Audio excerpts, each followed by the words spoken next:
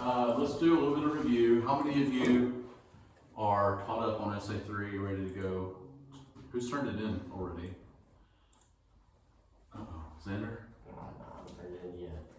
Xander Stockton, age 6. No, I'm just playing. Okay, so here's what I want us to do. Let's just make sure, because we are going to have an exam. Y'all know that. We did our midterm, we'll have a final exam. So let's just make sure we're good and ready for that. So for an intro on an analysis paper, what are our 3 steps? Say that loud. Okay, meet and greet. That's our opening statement, right? Elevator convo. And then our actual thesis statement, right? Okay, so the meet and greet, what does that look like? What's the function of a meet and greet? Why do we call it a meet and greet? It's like it's A brief introduction. statement about the work. Okay, so like when we're introducing ourselves, we list our name. So you got to get the title of your literature piece or your film, okay? And then we do anything that's true, okay? That's a brief opening statement, right? Elevator convo, give me like a 5-second description of that. Elaboration. Yep, elaborate more on the plot details, okay, but very quickly, right? And then the thesis. What's unique about this thesis statement? It's the point of the paper? Yes, that's a thesis statement in general, but for the analysis, what is unique about it? What led the event to happen? Say that loud. Like what led the event to happen? Okay. What did we do for Essay 3?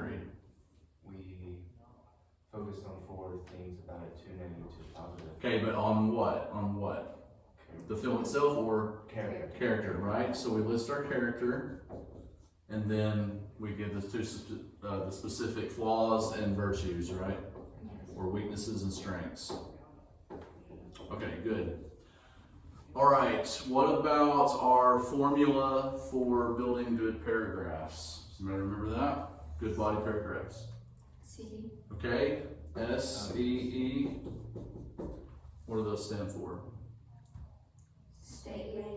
State the main point. Okay. Examples. Give examples, good. Explain the significance of those examples, very good. Okay. So how does that relate back to our thesis statement? Stating the main point is going to do what with our thesis statement? What's it about? Okay. It's gonna redo what the elevator combo is. Okay, let's be more specific. So if you have 2 flaws and 2 virtues that you have represented in your character analysis thesis statement, right? The main point is going to do what? Determining the heart of the person, or what outweighs. Okay, but you're going to, from the thesis statement is going to act as your map, right? So you're going to take one of those, the first one you list, that should match just like a puzzle piece, right? In that first body paragraph. You're using it as your own outline, your own map. Is this feeling like this is what you're doing for the essay? Okay, I've seen some of y'all's essays, and then we did our peer review, so I know that y'all have gotten some collaboration on that going. We haven't really talked about how to wrap it up though, did we? Our conclusion. You want to talk about that briefly? Okay, then we'll go to our other one. Okay, has everybody got what they need out of this? Go ahead and good on that. Okay.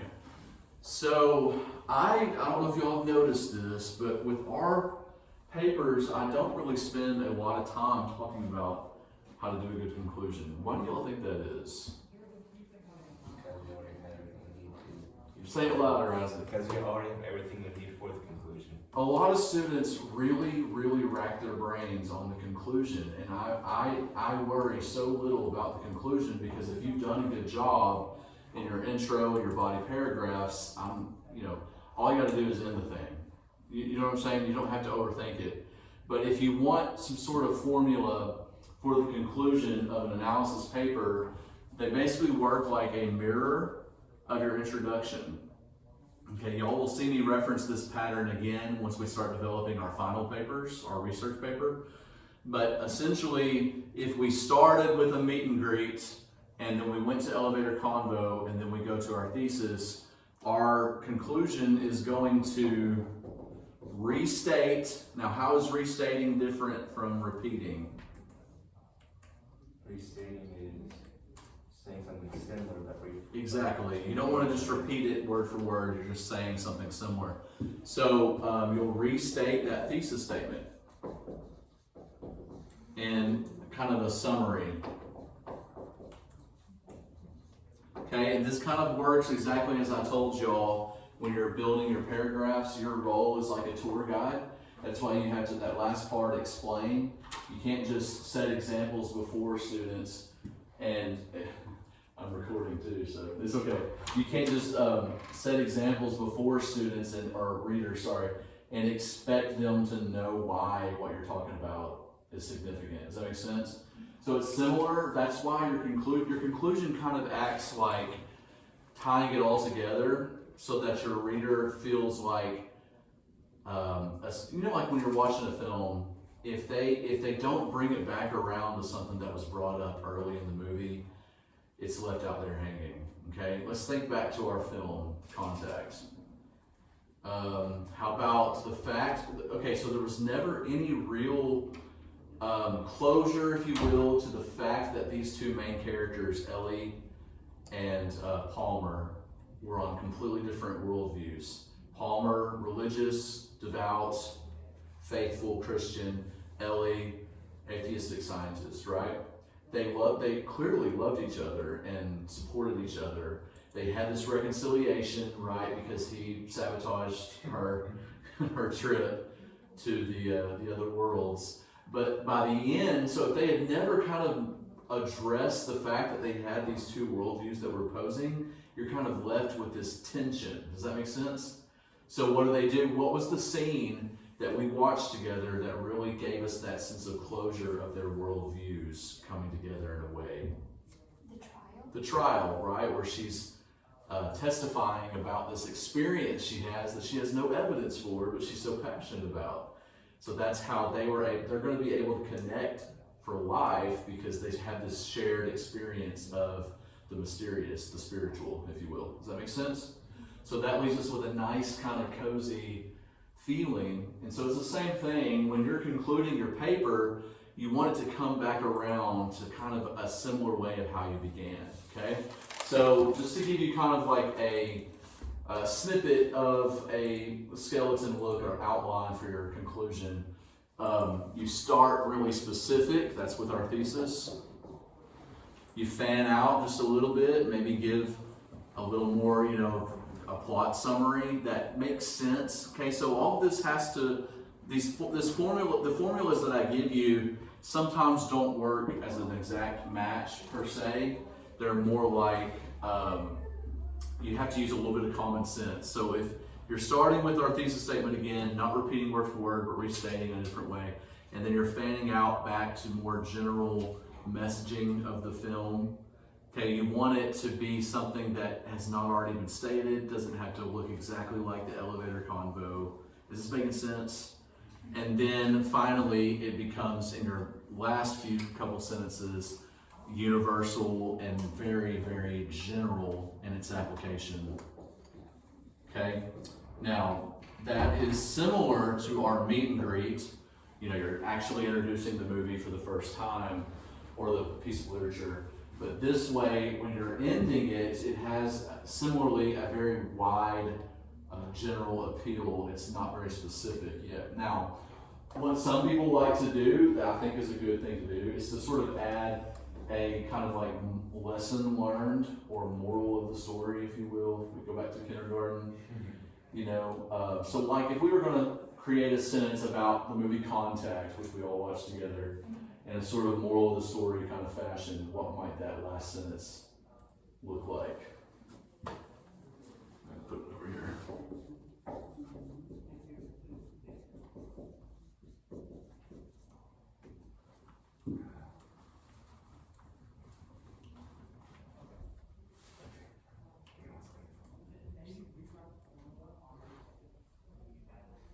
since we are specifically, you know, if you wrote about contact, for example, you'd want to write about Ellie more than likely, right?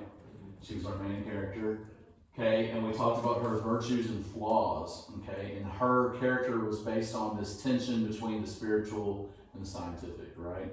So I'm probably going to want to end on some note about that and how she ended up. She ended up accepting faith as a compatible element of human experience with what she experienced. So she now has a newfound respect for faith. So I might just say something like that. Very kind of, I hate to use the word generic, but something that's just, that people can read and feel good about. Does that make sense? Yes, You Dave. said it's like a universal, General application. Something that anybody can basically apply to their own life, you know. Yeah. That's why we kind of use the phrase moral of the story. Anybody can get a lesson from this experience of watching this movie or reading this book, whatever it is. Okay, so does that help you guys? Who was stuck on the conclusion? A little bit? Okay, we ready to move on? Okay, what was our key term last class? We did our moral dilemma scenarios. Nuance. Had a little fun. Good, thank you, Isaac. Isaac Stivers, age 16. No, I'm kidding. 17. Okay, so nuance. What does nuance mean? Who can tell me? It's like a moral gray Details area. that could change the outcome. Good. That was the exact definition I gave you, right? Okay, details that can change the outcome. Good. Okay. How is this going to fit into our final paper?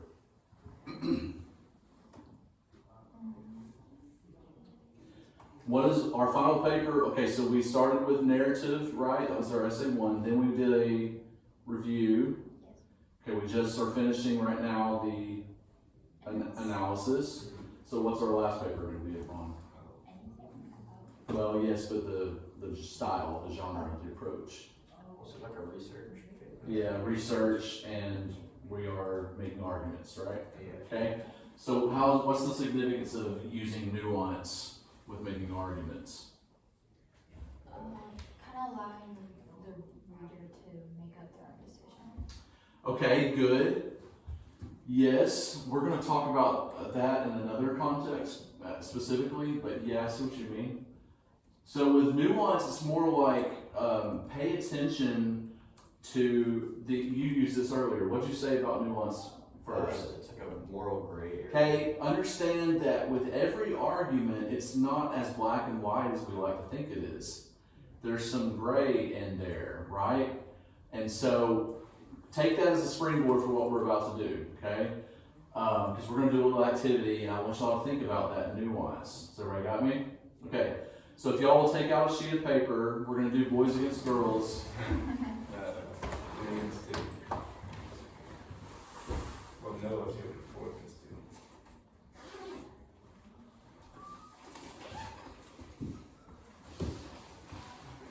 2. Okay, I want you to write this. This is a prompt.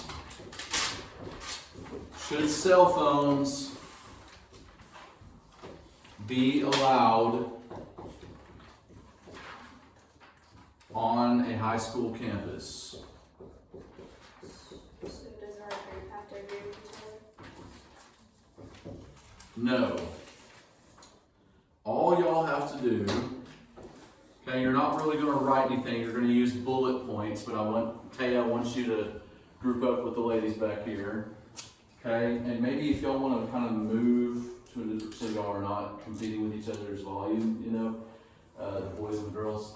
All I want you to do is come up with pros and cons for a yes position and a no position, okay? Let's take just about 5 minutes if y'all can handle doing it that quickly. What are some pros and cons of a yes or a no position?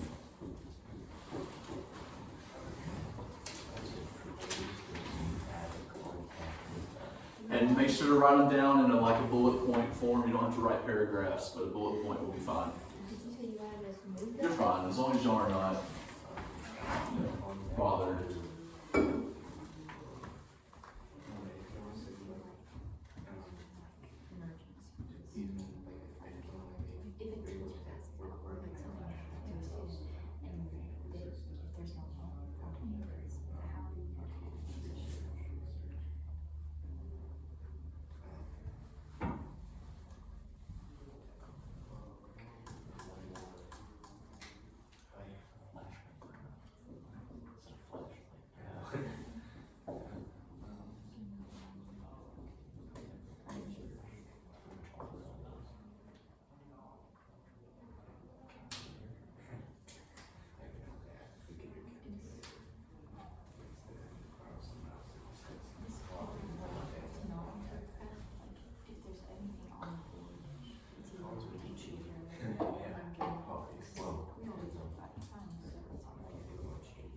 Another thing is like, not everybody has a computer, and we sometimes don't have a computer, so if we need to like write something out, we pack it. Like backup. Yeah.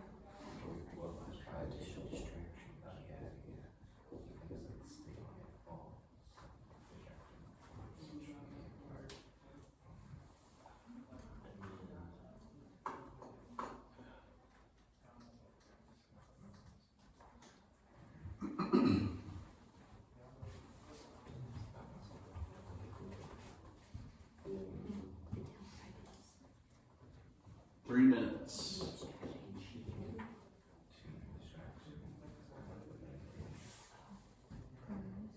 Every class will have a clock, and sometimes the teachers go over.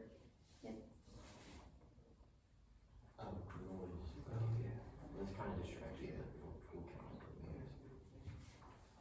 Because they would have said that there were students that were trying to actually work on it.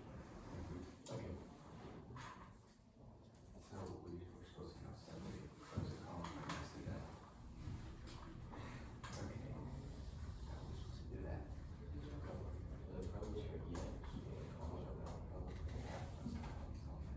Yes, I am.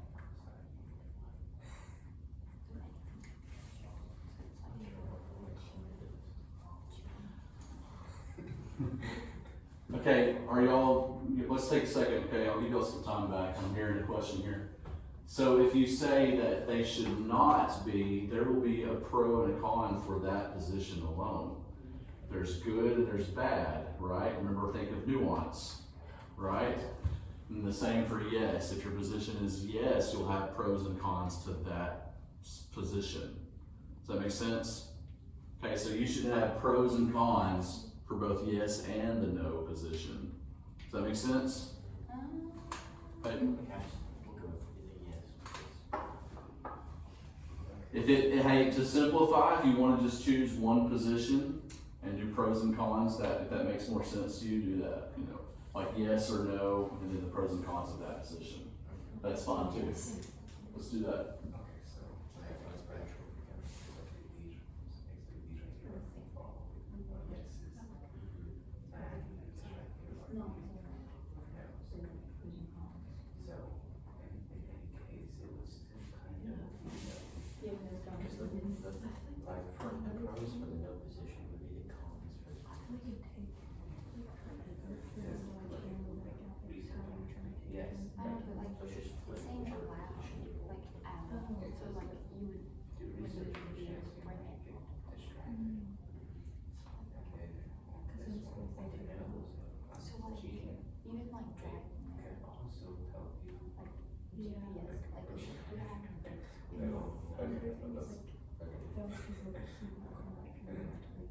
Yeah.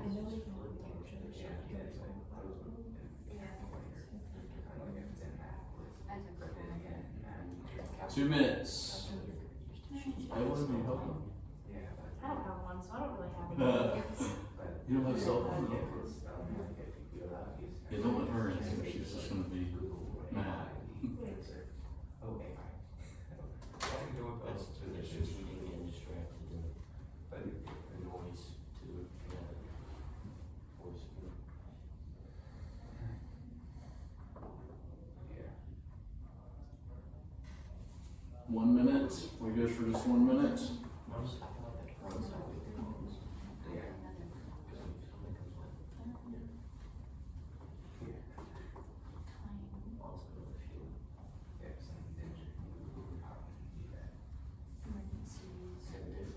Also, like, if your parents just don't pick up the phone, the teacher's one has injuries, like, they're like sprawled out on the floor, it's like, what's your number, what's your password?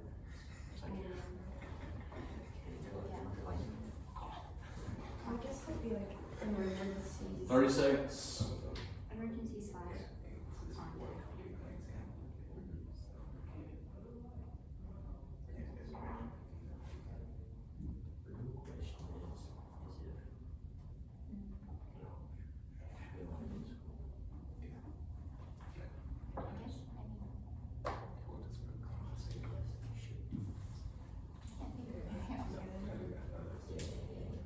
All right, 10 seconds. It's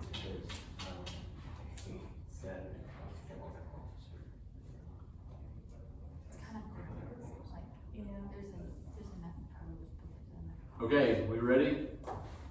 Boys, what y'all get? Okay, so for, Which position first?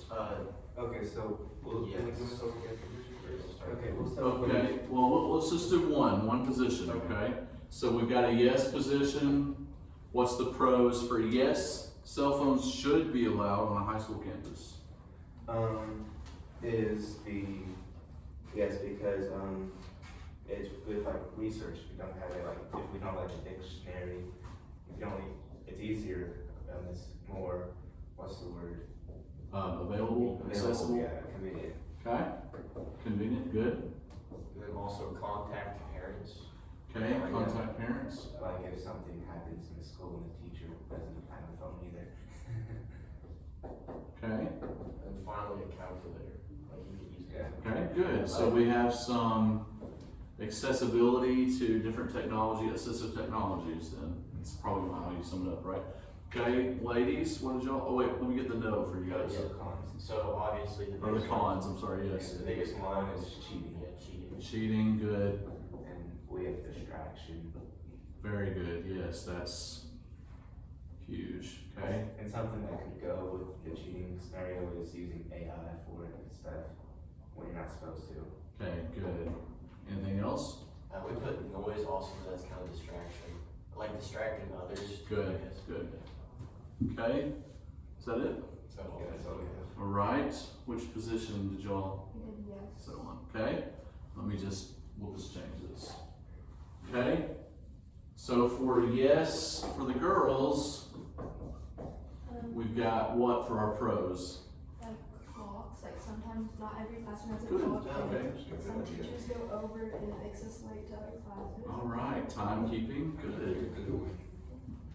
Just like a backup writing tool, because normally the Yes, computers do right, not. available, that's kind of like our research argument here, right? Mhm.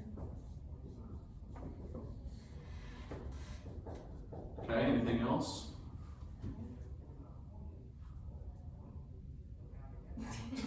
Emergency contacting parents. Okay, good, we'll just go there.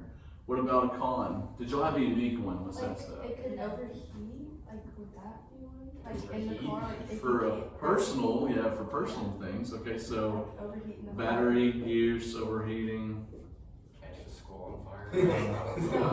No, I was saying like if If you we can't had bring to- it at all, like you had to keep it like in your car. so Oh, I you see what can't you're overheat in saying. the car. So, that's, I don't know if that's, that'd be a pro. that's more, yeah, that's fine. Okay, what else we got? And we just said distraction and cheating. We also, Okay, same. we did also say that if you had to leave it at home, that you would be like, if you were driving, you would be the one to like GPS, like either you would use your phone GPS, leave it, or not use it and Mm-hmm. be late. I heard you had I heard you guys when y'all were discussing a question you put forth that I actually want to discuss about whether or not they were allowed on campus at all or just not allowed in class. Wasn't that a question y'all had? Yeah. So do y'all think that the position you take would sometimes depend on small details like that? So like, does it mean this? Does it mean that? So that's an exact example nuance, right? Okay, so there's an example of nuance. And as you guys are thinking of pros and cons, you need to be thinking of nuanced positions, or the position is not as clear. If an administrator came in and said, which Brother Stephen does, no cell phones because you guys are cheating. Okay, kind of like with our blankets. We banned blankets in class, I right? did not know that was the reason. That is the reason, yes. That's so sad. Okay. Now, what if Blanket cheaters? somebody has some sort of disorder or medical condition that they get very, very cold, and y'all get where I'm going? Yeah, but like. There's all kinds of scenarios. So when y'all are taking your pro or your con for your position, and we're going to get to that, you're really not there yet. Y'all haven't got a topic yet, okay? But I'm going somewhere with this. I want y'all to keep that in mind as we go, is the nuance. Like we talked about how a position may seem easy for us. You guys are coming in with the student view, so most of you are going to be like, yes, cell phones should be allowed. So you have to keep in mind that the other viewpoints, the other people involved that make the decisions, administrators, parents, etc., and they're all going to have nuanced reasons for why they would say yes or no. Does that make sense? So you think through that as you're determining when you're drafting your paper. We'll get there. What I want us to get to now is we're going to talk about choosing a topic and creating a prompt. Okay, that's our last objective for this class period. Your homework is to create a prompt, to have a general topic selection by Monday with a prompt created. Okay, if y'all can go ahead and jot that down. And I'll show y'all how to do that. It's really not that hard. I have a handout that I'll pass out to you guys and I'm going to put up here in just a second.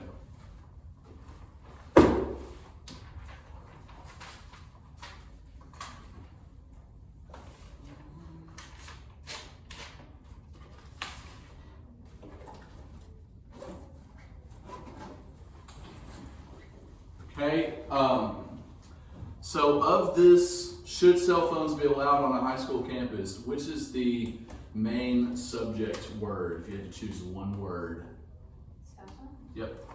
Okay, if we were going to pack it just a little bit, we've got high school campus, right?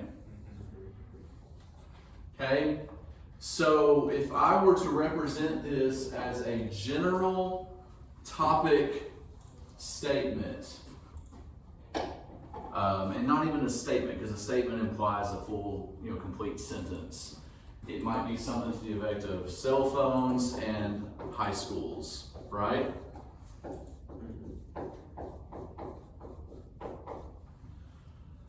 Okay, so let's say Xander comes to class on Monday and he's like, Brother Brett, I've got a topic and a prompt for you. Cell phones in high schools. Okay, is that a prompt? No, it's not a prompt, okay? We'll talk about why and how you can create a prompt. It is a general topic though, right? So if I were to say to y'all right now, I want you to come up with what comes to your mind if you could list 10 things at all, not like, don't think of arguments, don't think of anything that comes to your mind when I say cell phones in high schools. What kinds of things come to your mind? Cheating. Cheating? Yeah, let's list them out. Cheating. This is morbid, but like school shootings. Okay. Violence. What about like social media? Bullying. Oops. Social media and bullying. On and on, right? We could go on and on and on. Okay, if you only have a general topic, you're not focused yet. Does that make sense? There's still what about cell phones in high schools? Does that make sense? So a lot of students will kind of get stuck. They think they've got a good topic, and they usually do, but they haven't honed it in enough to actually make it into, they don't know what they want to argue about. Does that make sense? Okay, I have students that'll say, I want to write about conservative politics. That's a really broad area. I had one student who wanted to write about plastic surgery. So that's a good general topic, but what about plastic surgery? Do you know if we were to Google plastic surgery, you would have millions of pages come up. The first thing that would come up would be like your local plastic surgeon, where they're located. cost, services. Is any of that an argument about the pros and cons of getting plastic surgery? It's not, right? Okay, so the general topic is going to not quite do the job, but it is a starting point, okay? So when I asked you guys to come up with something you feel like you can argue about as a paper topic, you may have gone home and did our first step of the writing process, which is what? Brainstorm? Yes, okay. Brainstorm. I'm talking about the Okay. general writing process for every writing assignment. Step one is pre-writing, remember? Okay, brainstorming is a part of pre-writing. So some of you may have gone home and just listed topic interest. If you haven't, do that. Just go home, list topic interest. I've shared this, I think, with you guys before. When I was a senior in high school, I wasn't taking college credit, but we had to do a senior paper, is what it's called.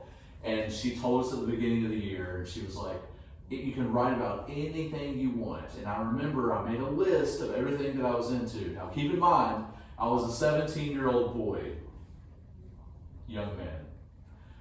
And so I listed nachos, Mexican food, a couple of female celebrities, horror movies, and I just went down the list like that. It was very immature, juvenile. And I remember my teacher looking at that list and she was like, okay, you probably can't make a 4-page argument paper about nachos.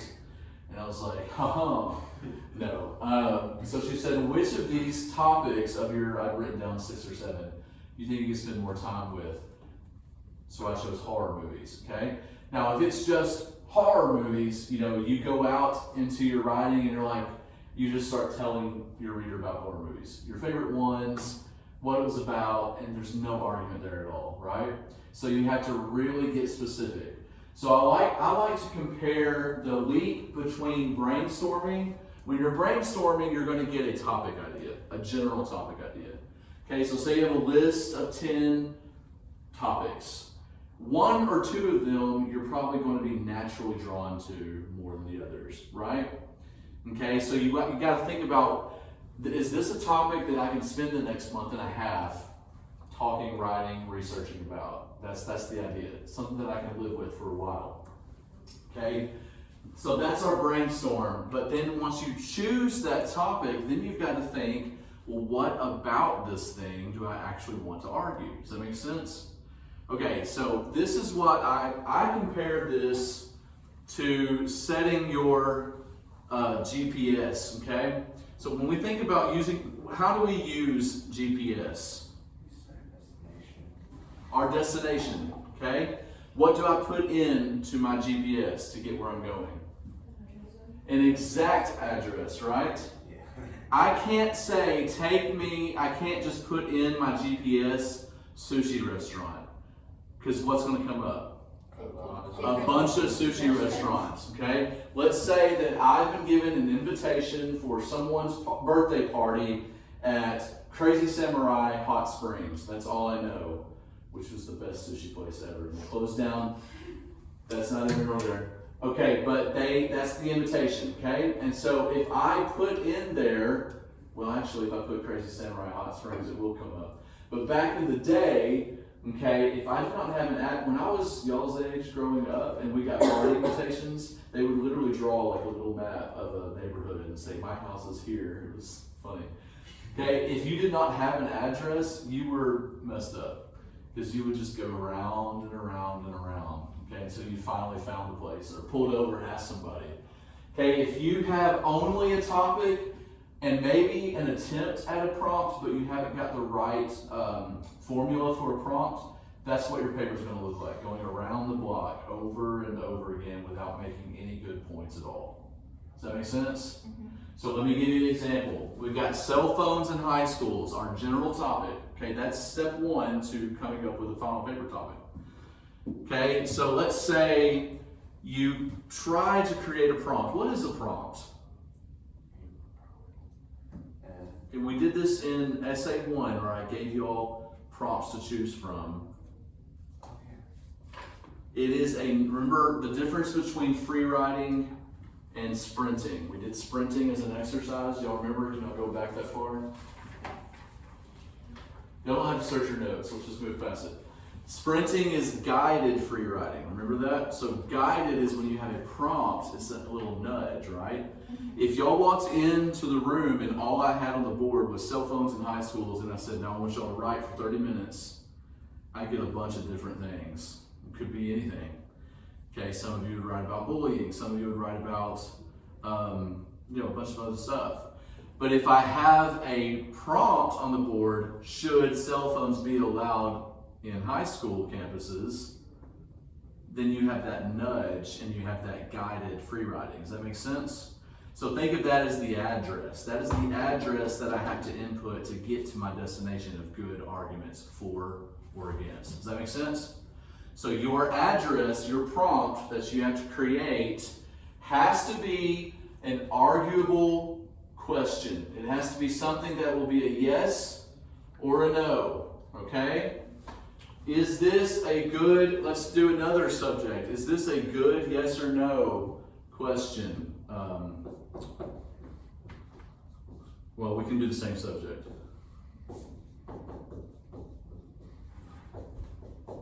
Okay, is it a question? Yeah. Yes. Is it a yes or no question? No. No. Okay, so some students will, this is how much do cell phones cost? Okay, that's a question, but it's not a prompt for an argument paper. Okay, this would be more like a prompt for a general information, a report, okay, on cell phones and their popularity or something like that. Okay, so this is not the right kind of prompt, and I have students that get confused with that. They don't do an arguable yes or no. Okay, so let's do another subject and let's come up with a good yes or no prompt for that subject. Let's say plastic surgery, going back to that one. What would be like a good yes or no question that we could answer for it, yes or no? Is plastic surgery good for your mental health? Oh, thank you. Look at that. Listen to that. Is plastic surgery good for one's mental health? Now, notice that when just for putting that question out there, your brains are probably already thinking of a yes or a no, aren't you? Does that make sense? So that's what you want to do. So what's the general topic here? Plastic surgery is our general topic, right? My prompt, what about plastic surgery you're trying to argue, okay? You